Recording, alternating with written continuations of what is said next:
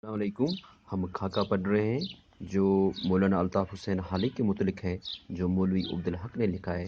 तो उसी सिलसिले को आगे जारी रखते हुए हम सफ़र नंबर 68 से आगे आज पढ़ने जा रहे हैं, और ये दूसरा इक़्तिबास है जहाँ से हम आगे पढ़ने जा रहे हैं। तो सर सईद तो खैर उस ज़माने में मुवरदिल्लान वतान थे ही, और हर किस्म नाकिस उसके मुँह आता था। लेकिन उसके बाद जिस पर सबसे ज़्यादा एतराज़ात की बौछार पड़ी वो हाली थे। तो सर सईद तो अक्सर व बेशतर हर किस्म नाकिस यानी हर कोई जो था उस ज़माने में, तो वो सर सईद को लान मतान करता ही था। यानी सर सईद को जो है वो सर सईद अहमद ख़ान जो है उसके लिए तो हर जगह मलामत की जाती थी सर सैयद अहमद ख़ान के लिए। तो जो दूसरे नंबर पे सर सैयद के बाद सबसे ज़्यादा जो जिसकी मलामत की जाती थी वो थे मौलाना अल्ताफ़ हुसैन हाली। तो मौलाना अल्ताफ़ हुसैन हाली पे जो है वो सबसे ज़्यादा एतराज़ात की बौछार पड़ी थी। तो हर वो शख्स जिसका ताल्लुक़ सर सैयद अहमद ख़ान से था यूं ही मरदूद समझा जाता था। उस पर उनकी शायरी जो आम रंग से जुदा थी और निशान मलामत बन गई थी। तो वो हर शख्स जिसका ताल्लुक़ सर सैयद अहमद ख़ान की जमात के साथ था वो मरदूद समझा जाता था, यानी शैतान समझा जाता था। क्योंकि मैं आपसे पहले भी कह चुका हूँ कि सर सैयद अहमद ख़ान जो है वो मॉडर्न एजुकेशन जो है, नई तालीम जो है उसके जो है उसकी सरपरस्ती कर रहे थे। तो उस ज़माने में जो लोग थे, मुसलमान जो थे, वो इस तालीम, नई तालीम जो मॉडर्न एजुकेशन है उसके ख़िलाफ़ थे, क्योंकि वो चाहते थे कि मुसलमानों को जो है दीनी तालीम की तरफ मुतवज्जह किया जाए।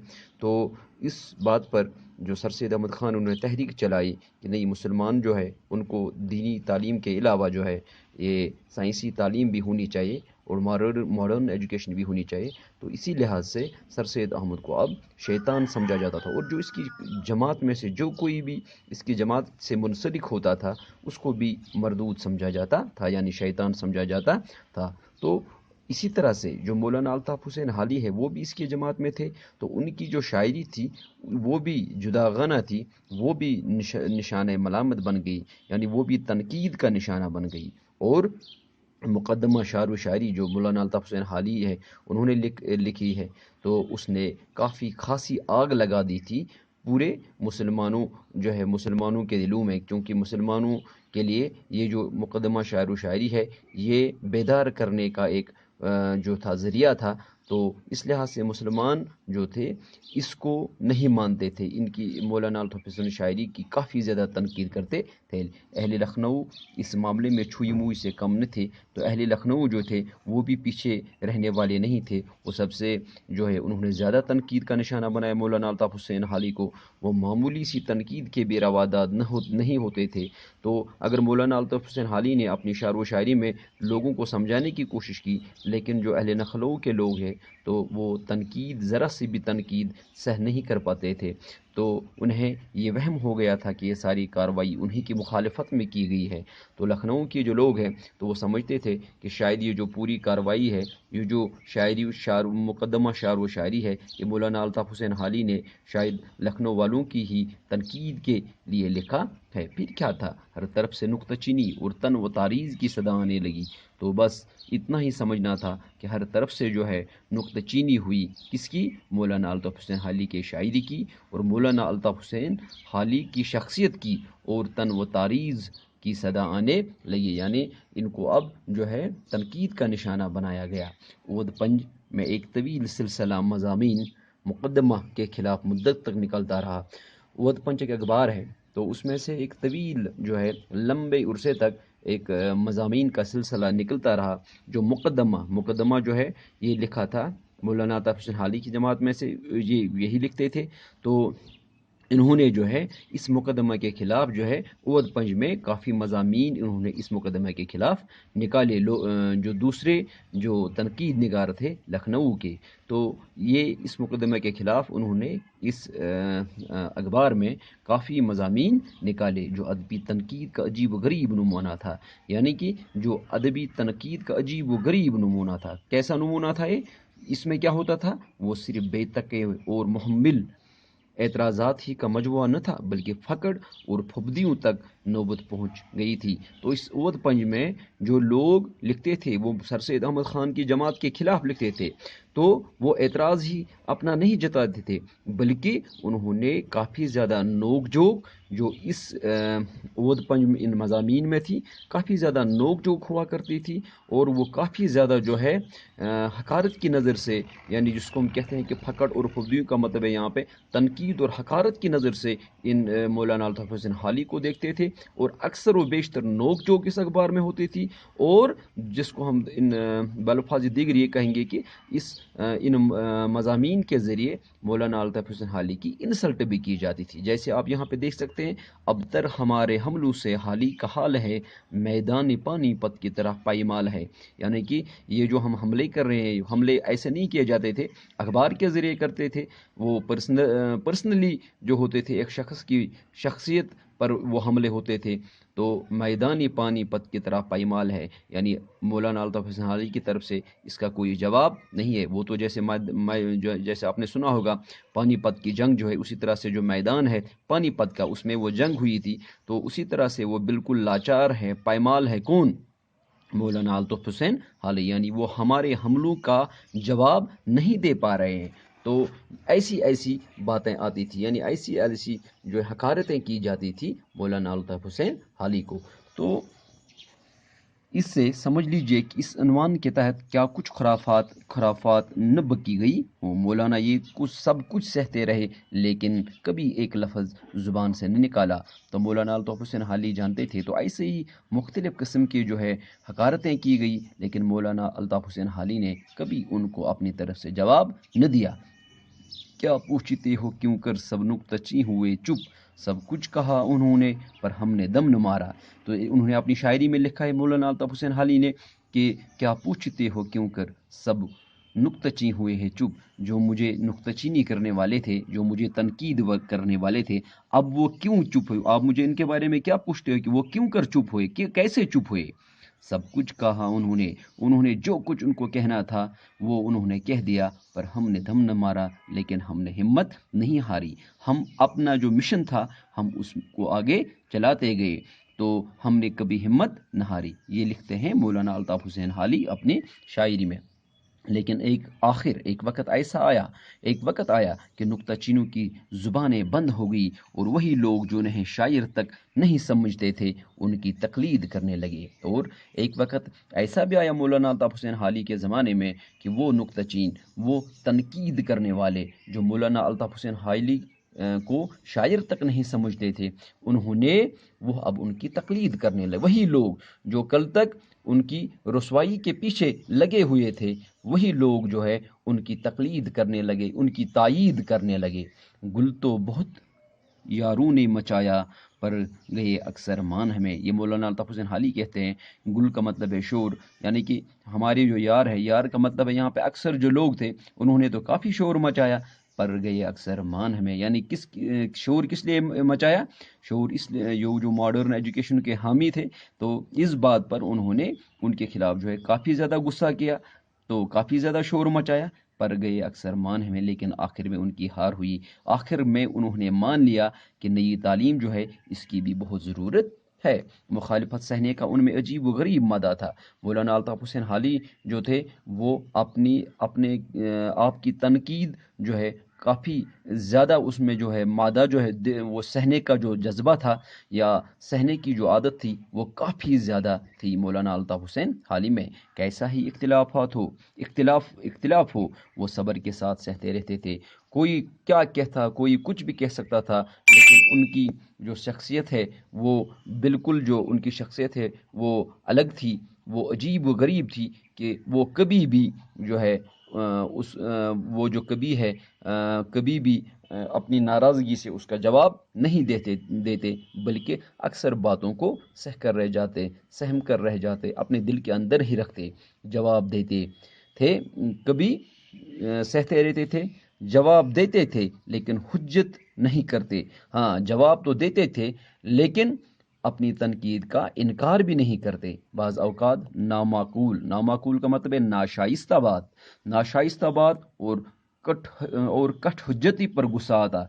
कट हुज्जती का मतलब है कि अपनी बात पे अड़े रहना है, या हाँ कोई अपनी ही बात पर अड़े रहता है, दूसरों की बात को वो मानता ही नहीं है, उसको हम कट हुज्जती कहते हैं। हाँ, लेकिन ज़ब्त से काम लेते थे, लेकिन कभी गुस्सा नहीं अपने आप को दिलाते, बल्कि ज़ब्त से काम लेते थे, बल्कि वो जो है डिसिप्लिन से काम लेते थे। ज़ब्त और एतदाल उनके बहुत बड़े अवसाफ हैं। तो ज़ब्त यानी डिसिप्लिन, और एतदाल यानी एतदाल का मतलब है कि बीच का रास्ता जो है, वो उनके बहुत ही बड़े दो अवसाफ हैं। यानी वो कभी जो है दूसरे को तनकीद का निशाना नहीं बनाते थे, तो दरमियान का जो रास्ता था वो ऐसे ही बात करते थे। और ये दो खूबियाँ उनके कलाम में भी कामिल तौर पर पाई जाती है।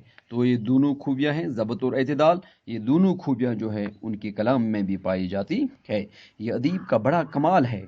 ये एक अदीब जो तसनीफ़ निगार होता है, तो मुसन्निफ जो होता है, ये उसका बड़ा कमाल होता है कि वो किसी एक साइड को ही नहीं देखता है, बल्कि बीच का रास्ता जो है उसी तरीके से, अगर कोई बीच के रास्ते से या दरमियानी रास्ते से जो है दरमियानी रास्ता इख्तियार करके कोई किसी चीज़ की जो है तसनीफ़ किसी चीज़ को करता है, कोई चीज़ लिखता है, तो वो बहुत ही बड़ा कमाल होता है एक अदीब के लिए। ये बात सिर्फ़ असातिज़ा के कलाम में पाई जाती है, वरना जोश में आखिरी आदमी सररिश्ते एतदाल खो देता है। वरना जब इंसान जोश में होता है, तो वो जो सररिश्ते एतदाल होता है, वो जो बीच का तरीका होता है, सररिश्ते एतदाल का मतलब है बीच का तरीका जो होता है, वो इंसान खो देता है। क्योंकि इंसान किसी एक जानिब लिखता है। यानी कि अगर मौलाना अल्ताफ़ हुसैन हाली को मॉडर्न एजुकेशन के बारे में लिखना होता, तो वो उसी एक को कह सकते कि यही एक ठीक है, लेकिन उन्होंने ऐसा नहीं किया। उन्होंने कहा कि इस्लाम जो है, इंसान को दीनी तालीम भी होनी चाहिए, लेकिन दीनी तालीम के साथ साथ जो है नई तालीम भी होनी चाहिए। तो ये जो है ये सररिश्ता एतदाल है, यानी ये बीच का तरीका है, और बहक कर कहीं का कहीं निकल जाता है। तो अगर इंसान ये बीच का रास्ता जो है खो देता है, तो वो बहक जाता है, और उसको कुछ और लिखना होता है, और वो कहीं और निकल कर कुछ और लिख जाता है, और बजाय कुछ कहने की चीखने चिल्लाने लगता है। तो फिर उनकी जो तसानीफ़ है, वो तसानीफ़ से दूर से पता चलता है कि इसने कुछ लिखा नहीं है, बल्कि चीखा है, जैसे चीखा चिल्लाया है। गालिबन सिवाय एक आध के उन्होंने कभी अपनी उस किसी किताब की रजिस्ट्री न करवाई। कुछ किताबें जो है इन्होंने उनकी रजिस्ट्री करवाई है, बाकी जो उनकी तसानीफ़ है, जो उन्होंने लिखा है, उसकी रजिस्ट्री न कराई। जिसने चाहा छापी, उनकी तसानीफ़ माल गनीमा थी, तो जिसने चाहा उनकी किताबों को छापा, जैसे वो माल गनीमा थी। माल गनी का मतलब है, माल गनीमा का मतलब है मुफ्त का माल थी। मुसद्दस, यानी मुसद्दस हम उसको कहते हैं जो 6 मिसरों की जो बंद वाली नज़म होती है, उसको हम मुसद्दस कहते हैं। तो मौलाना अल्ताफ़ हुसैन हाली ने बहुत ज़्यादा जो है मुसद्दस लिखी है। मुसद्दस तो इतना छपा कि शायद ही कोई किताब छपी हो। तो मुसद्दस जो है वो बहुत ही ज़्यादा छपा, और शायद कोई ऐसी किताब छपी हो, यानी इतना ज़्यादा छपा। कौन क्या मुसद्दस, ये कैसी सैर चश्मी और आला ज़रफ़ी की बात है, खुसूसन ऐसे शख्स के लिए जिसकी आमदनी महदूद और बढ़ती हुई ज़रूरत से कम है। तो ये कैसी बगैर लालच के बात है। सैर चश्मी का मतलब है कि लालच का न होना, और आला ज़रफ़ी, और उस इंसान के जो है उस इंसान के जो है ऊंचे दर्जे की बात है कि अपनी कम आमदनी या कलील आमदनी के बावजूद भी उन्होंने जो है अपनी किताबों को नहीं छापा, बल्कि दूसरे लोगों ने उसको छापा। तो इससे आप हमें यहाँ पे पता चल जाता है कि एक तो आमदनी कम थी, दूसरी बढ़ती हुई ज़रूरतें थी, फिर भी वो इन पैसों के लालची नहीं थे, या इन्होंने अपनी इन किताबों से जो है इनकम जो है हासिल नहीं की। क़याम हैदराबाद में एक रोज़ मौलवी ज़फ़र अली ख़ान से मिलने आए। इस ज़माने में वो दक्कन रिव्यू निकालते थे। तो जब वो क़याम हैदराबाद में थे, यानी हैदराबाद में क़याम पज़ीर थे, तो मौलवी ज़फ़र ख़ान जो थे वो उनसे मिलने आए। मौलवी ज़फ़र ख़ान तब उस ज़माने में दक्कन रिव्यू निकालते थे। तो कुछ अरसा पहले इस रिसाले में, वो एक रिसाला था दक्कन रिव्यू, तो कुछ अरसा पहले इस रिसाले में एक दो मज़मून मौलाना शिबली की किसी किताब या रिसाले पर शाया हुए थे। तो दक्कन रिव्यू में मौलाना शिबली न्यामानी जो है, उनकी किताब के मुतल्लिक 2 मज़मून इसी रिसाले में शाया हो चुके थे, जिसका नाम था दक्कन रिव्यू। तो ये कौन निकालते थे? मौलवी ज़फ़र अली ख़ान। तो उनमें میں کسی قدر بیجا شوخی سے کام لیا گیا تھا، تو ان مولانا نے اس کے متعلق ظفر علی خان سے ایسے شفقت آمیز پیرائی میں نصیحت کرنا شروع کی کہ ان سے کوئی جواب نہ بن پڑا اور سر جھکائے۔ تو ان میں سے یہ جو ہے یہ دکن ریویو جو ہے، اس میں کسی طرح سے بیجا شوخی یعنی بغیر سوچے سمجھے انہوں نے کچھ مضمون چھاپے تھے جو مولانا شبلی نعمانی کے خلاف تھے۔ تو وہ جو تھے، جب مولانا حالی نے ظفر علی خان سے اس بارے میں پوچھا تو بالکل شفقت آمیز یعنی محبت برے لہجے میں انہوں نے ان کو نصیحت کرنا شروع کی۔ جب یہ جو ہے مولانا ظفر علی جب ان سے جواب نہ بن پڑا تو وہ سر جھکائے، آنکھیں نیچے کی چپ چاپ سنا۔ انہوں نے چپ چاپ سنا۔ مولانا نے یہ بھی فرمایا، میں تنقید سے منع کرتا ہوں، بہت اچھی تنقید منع کرتا ہوں، تنقید بہت اچھی چیز ہے، اور اگر آپ لوگ تنقید نہ کریں گے تو ہماری اصلاح کیوں کر ہوگی، لیکن تنقید میں ذاتیات سے بحث کرنا یا ہنسی اڑانا منصب تنقید کے خلاف ہے۔ تو انہوں نے کہا کہ میں تو تنقید چاہتا ہوں کہ اگر آپ لوگ تنقید ہماری کریں گے تبھی ہم جو ہے اچھی طرح سے اپنی جو ہے تصانیف لکھ سکتے ہیں۔ تو لیکن جو تنقید ہونی چاہیے وہ ایسی ہونی چاہیے کہ جس سے ہماری اصلاح ہو، بلکہ ایسی تنقید نہیں ہونی چاہیے کہ جو ذاتیات یا ذاتی طور کسی شخص کو کی جائے، بلکہ تنقید ایسی ہونی چاہیے جس سے ہم آگے سنبھل سکے، جس تنقید سے ہمیں نصیحت مل جائے اور ہم آگے اور بھی اچھی طرح سے لکھ سکے۔ مولانا حالی انگریزی مطلق نہیں جانتے تھے، ایک آدھ بار سیکھنے کا ارادہ کیا، نہ ہو سکا، لیکن حیرت یہ ہے کہ مغربی تعلیم و تہذیب کا منشا کو جتنا وہ سمجھتے تھے اس وقت بہت سے انگریزی تعلیم یافتہ بھی نہیں سمجھتے تھے۔ مولانا حالی کو انگریزی تعلیم کے بارے میں بالکل بھی معلوم نہیں تھا، لیکن جو ان کی تصانیف ہے، جو ان کے کلام ہے، جتنا وہ ان کے ذریعے ہمیں پتہ چلتا ہے کہ جتنا وہ انگریزی تعلیم کو سمجھتے تھے شاید ہی کوئی انگریزی جاننے والا اتنا جانتا ہو۔ ان کے کلام اور ان کے تصانیف اس کی شاہد ہیں، اور یہ جو سمجھتے تھے وہ کر کے دکھایا۔ آج سینکڑوں تعلیم یافتہ موجود ہیں، لیکن ان میں